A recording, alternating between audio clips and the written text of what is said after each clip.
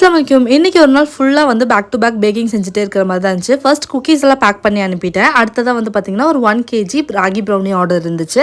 அதை வந்துட்டு batter ready பண்ணிவிட்டு ஒன்று வந்து பிளெயினாக கேட்டிருந்தாங்க. ஒன்று வந்து பார்த்தீங்கன்னா இஷ்டத்துக்கு நட்டெல்லாம் போட்டுருங்க சிஸ்டர், எவ்வளோ நட்டெல்லாம் ஸ்டஃப் பண்ண முடியுமோ அந்த அளவுக்கு நட்டெல்லாம் போட்டு கொடுத்துருங்க அப்படின்னு சொல்லியிருந்தாங்க. சரி ஓகேன்னு சொல்லிட்டு அதை ரெண்டுமே ரெடி பண்ணி அவனில் வச்சு விட்டுட்டேன். இதை வச்சு விட்டுட்டு இருக்கிறதுக்கவே வந்து பார்த்தீங்கன்னா ஒரு ஹாட் மில்க் சாக்லேட் கேக், ஒரு வெனிலா ஹாட் மில்க் கேக்கும் கேட்டிருந்தாங்க. ஸோ அதுக்குமே பேட்டர் ரெடி பண்ணி ஃபர்ஸ்ட் வந்துட்டு hot milk chocolate cake bake பண்ணி எடுத்துட்டேன். அடுத்ததாக ஹாட் மில்க் வெனிலா கேக்குமே பேட்டர்லாம் ரெடி பண்ணி உள்ளே வச்சாச்சு. அதுக்குள்ளே நம்மளோட ராகி ப்ரௌனியோட டெக்ஸ்சர் வந்து பாருங்கள் வேறு லெவலில் சூப்பர் கிரிங்கிள் டாப்போட வந்துருந்துச்சு. செம்ம ஃபஜ்ஜியாகவும் இருந்துச்சு.